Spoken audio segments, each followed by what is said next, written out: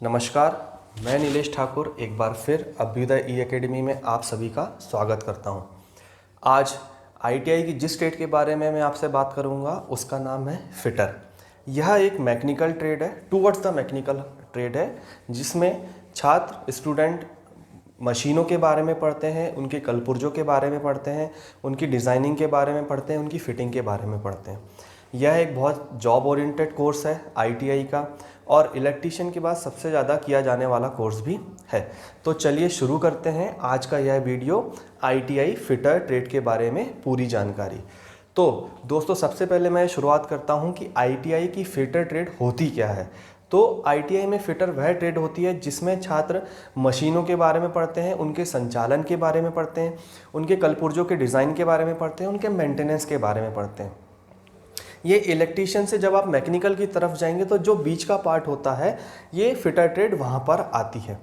इसमें मोस्टली आपको मशीनों पे काम करना होता है, बड़ी बड़ी मशीनों में काम करना होता है, जैसे लेथ मशीन है, सीएनसी मशीन है, इनकी डिज़ाइनिंग, इनका मेंटेनेंस। और जब आप बड़ी बड़ी कंपनियों में जाते हैं तो वहाँ पर भी आपको जॉब इसी से रिलेटेड दी जाती है। तो ये तो हो गया हमारा आईटीआई फिटर एक्चुअल में होता क्या है। अब हम बात करेंगे कि इस कोर्स की ड्यूरेशन क्या होती है और इसमें क्या क्या सब्जेक्ट आपके पास होते हैं और इसके लिए एलिजिबिलिटी क्राइटेरिया क्या होता है।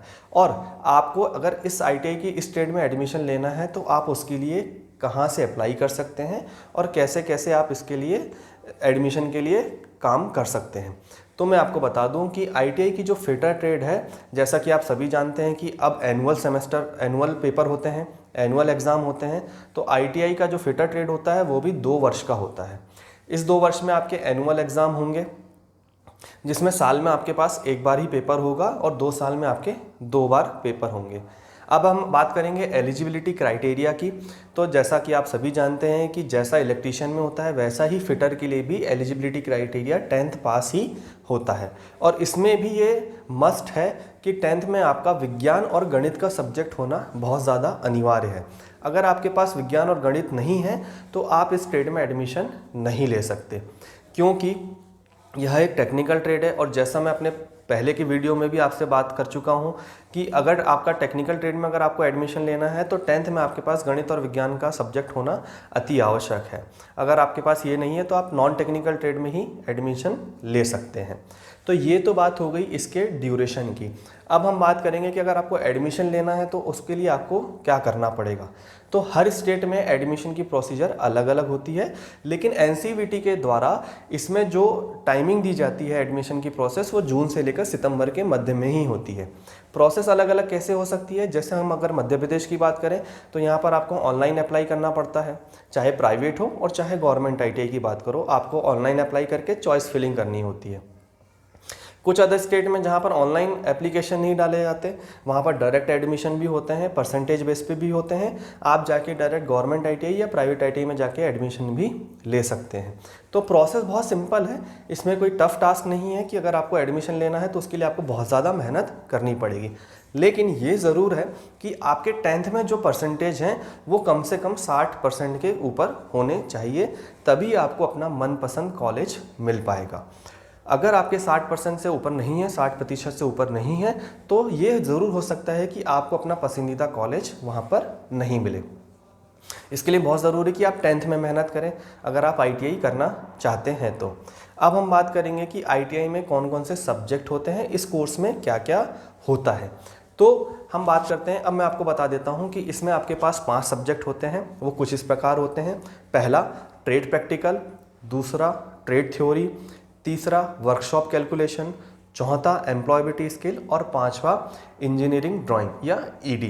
देखिए, इलेक्ट्रीशियन और फिटर में बस एक अंतर होता है कि इसकी जो थ्योरी होती है वो पार्ट बस अलग होता है, बाकी के जो आपके 3 सब्जेक्ट हैं वो सिमिलर ही होते हैं। तो आपको जैसे वर्कशॉप कैलकुलेशन, एम्प्लॉयबिलिटी स्किल और इंजीनियरिंग ड्राइंग, ये तीनों सब्जेक्ट आपके सिमिलर होते हैं इलेक्ट्रीशियन से। बस आपकी जो ट्रेड थ्योरी होती है वो थोड़ी सी अलग होती है। तो मैं आपको बताता हूँ एक एक सब्जेक्ट के बारे में। तो पहले हम बात करते हैं ट्रेड प्रैक्टिकल, या हम इसको फिटर प्रैक्टिकल की भी बात कर सकते हैं, कह सकते हैं। प्रैक्टिकल में जैसा कि आप सभी जानते हैं कि प्रैक्टिकल मतलब जो आप फिजिकली डिमॉन्स्ट्रेट करोगे, प्रैक्टिकली करके दिखाओगे जो आपको एक्चुअल में काम आता है जब आप किसी कंपनी में जाते हैं। तो इसमें आपका कटिंग आता है, फिटिंग आता है, मशीन रिपेयरिंग आता है, लेथ मशीन कैसे वर्क करती है उसके बारे में सारी चीज़ें पढ़ाई जाती हैं आपको। तो ये आपको किसी भी, अगर आप ITI इंस्टीट्यूट में जाएंगे तो ये चीज़ आपको वहाँ पर पढ़ाई जाएगी और सिखाई जाएगी। तो ट्रेड प्रैक्टिकल का जो पेपर होता है वो एक अलग मार्क्स उसके मिलते हैं आपको अगर आप प्रैक्टिकल परफॉर्म करते हैं। ये आपके गवर्नमेंट ITI में जाकर होते हैं और आपको वहाँ जाके इस प्रैक्टिकल को परफॉर्म करके दिखाना होता है। जैसे इंजीनियरिंग में वाइवा होता है वैसे ही ITI के कोर्स में ये एक प्रैक्टिकल का पेपर होता है जो आप गवर्नमेंट ITI में जाके करते हैं। दूसरे पेपर की हम बात करें तो फिटर थ्योरी आता है, जिसमें जो प्रैक्टिकल आप परफॉर्म कर रहे हो उसकी थ्योरी के बारे में आपको पढ़ाया जाता है, उसके बारे में आपसे नॉलेज दिया जाता है और एग्ज़ाम में उसी के बारे में आपसे पूछा जाता है। देखिए, प्रैक्टिकल परफॉर्म करने के लिए आपका थ्योरी में साउंड होना बहुत ज़रूरी है, अच्छा होना ज़रूरी है।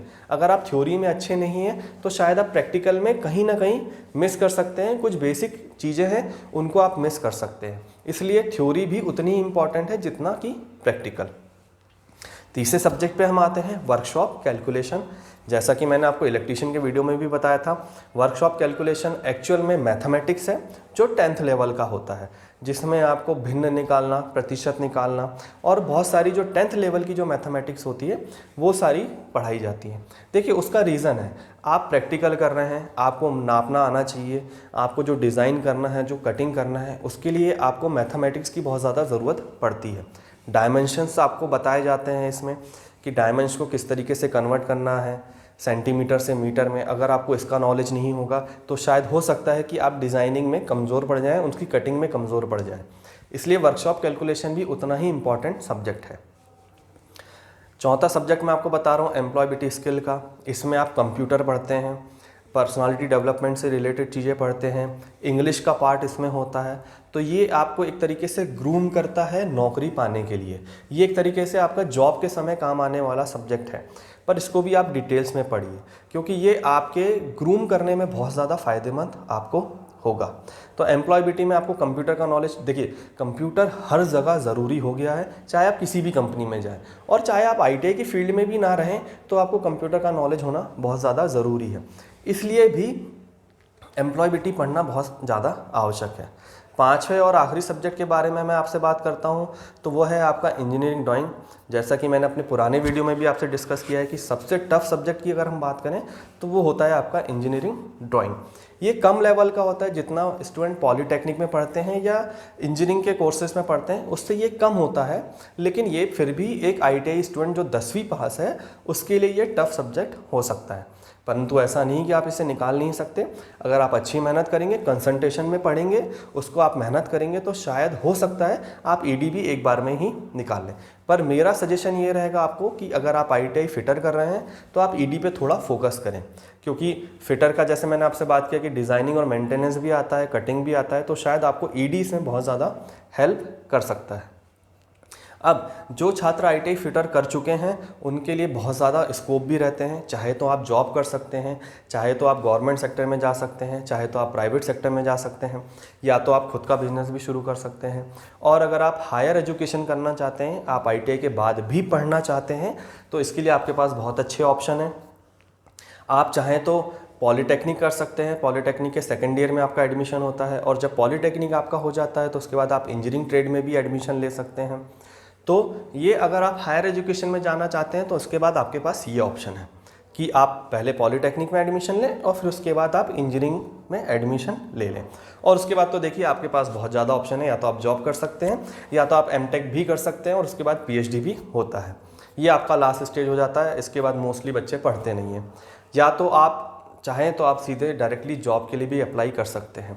अगर आप ITI फिटर की ट्रेड के लिए जॉब के लिए जाते हैं तो उसमें आपका मशीनिस्ट का काम होता है, मशीन मेंटेनेंस का काम होता है, कल पुर्जे डिज़ाइन का काम होता है। और इसकी जो सैलरी कैप होता है, अगर आप ITI बेस पे जाएंगे तो जो सैलरी आपको मिलती है वो 8,000 से 10,000 और 12,000 के बीच में होती है, जिसमें बहुत सारी कंपनियां आपको एक वक्त का खाना और रहने की सुविधाएं भी देती हैं, कन्वेंस की सुविधा भी देती है। तो अगर आप 10वीं पास हैं और आपने 2 साल का ITI का कोर्स किया है तो मुझे लगता है कि आप एक अच्छी शुरुआत 8 से 12,000 के बीच में किसी भी कंपनी में कर सकते हैं। उसके बाद देखिए जैसे जैसे आपका एक्सपीरियंस बढ़ता जाएगा, आप जॉब के लिए अप्लाई करते जाएं, स्विच करें जॉब को, तो आपकी सैलरी भी बढ़ती जाएगी। इस बीच अगर आप कर सकते हैं तो आप साथ में पढ़ाई भी करते रहें। पढ़ाई करने से आपका क्वालिफिकेशन भी डेवलप होगा और एक तरफ आपका एक्सपीरियंस भी डेवलप होने लगेगा। तो ये दोनों ही चीज़ें आपके लिए बहुत ज़्यादा फ़ायदेमंद हैं। तो ये था ITI फिटर के बारे में सारी की जानकारी। अब जो मैं आपको बात बताने वाला हूँ वह बहुत इम्पॉर्टेंट है। इम्पॉर्टेंट ऐसी कि ये ITI का कोर्स करवाता कौन है। तो देखिए, बहुत सारे छात्र जो ITI करना चाहते हैं उन्हें ये पता होगा कि यह कोर्स NCVT के द्वारा, national council of vocational training के द्वारा ऑर्गेनाइज़ किया जाता है। लेकिन आपको एक बात और पता होगी कि यहाँ पर दो संस्थाएं चलती हैं, NCVT और SCVT। SCVT जो होता है वो स्टेट लेवल पे होता है और NCVT अपना नेशनल लेवल पे ऑर्गेनाइज़ करता है इन कोर्सेस को। तो मेरा आपसे पर्सनल सजेशन ये है कि अगर आप ITI के किसी भी कोर्स, फिटर नहीं, किसी भी कोर्स को अगर आप करना चाहते हैं तो आप NCVT एफिलेटेड कॉलेज से ही करें। आप जब भी एडमिशन लेने जाएं तो ये ज़रूर पूछ लें कि ये कोर्स NCVT से एफिलेटेड है या SCVT से। देखिए, SCVT फिर भी कम बचा है, लेकिन कुछ इंस्टीट्यूट में, कुछ गवर्नमेंट इंस्टीट्यूट में और प्राइवेट दोनों में ही SCVT के कोर्सेज चलते हैं। तो मेरा पर्सनली सजेशन ये है कि आप NCVT से कोर्स करें और NCVT के द्वारा जो कोर्स संस्थाएं करा रही हैं वहीं पर जाके एडमिशन लें। अब थोड़ी सी बात मैं ये कर देता हूँ कि इसकी फ़ीस कितनी होगी। देखिए, गवर्नमेंट में जो फ़ीस होती है वो काफ़ी कम होती है, वो 4 से 5 हज़ार के बीच में जाती है। और लेकिन वहाँ पर आपका एडमिशन लेना थोड़ा सा टफ़ होता है। टफ़ ऐसा कि आपके परसेंटेज हाई होना चाहिए। कुछ जगह एंट्रेंस एग्ज़ाम भी होते हैं, अगर एंट्रेंस एग्ज़ाम नहीं है तो शायद वहाँ पर परसेंटेज बेस पे होंगे। तो अगर आपके 10th में परसेंटेज अच्छे हैं तो आपको गवर्नमेंट ITI में एडमिशन मिल सकते हैं। इसके बावजूद अगर आप ITI करना चाहते हैं और आप प्राइवेट ITI में एडमिशन लेते हैं तो जो फीस कैपिंग है 2 साल का, आप ये मान के चलें 20,000 से लेकर 60,000 के बीच में रहता है। तो अगर आप उतना अफोर्ड कर सकते हैं तो आप प्राइवेट ITIs में भी एडमिशन ले सकते हैं। तो ये रही आज की पूरी जानकारी ITI के फिटर कोर्स के बारे में। अगर इससे ज़्यादा अगर आपको कोई जानकारी चाहिए तो आप हमारी वेबसाइट abhyudayiti.com पर भी विज़िट कर सकते हैं, या हमारे इस YouTube के वीडियो के नीचे जो कमेंट सेक्शन है वहाँ पर जाके आप कमेंट भी कर सकते हैं और हम वहाँ पर आपको सारी जानकारी देंगे। तो आज का यह वीडियो मैं यहीं समाप्त कर रहा हूँ। इस वीडियो को लाइक करें, सब्सक्राइब करें और शेयर भी करें ताकि ये और ज़्यादा छात्रों तक पहुँच सके। बहुत बहुत धन्यवाद।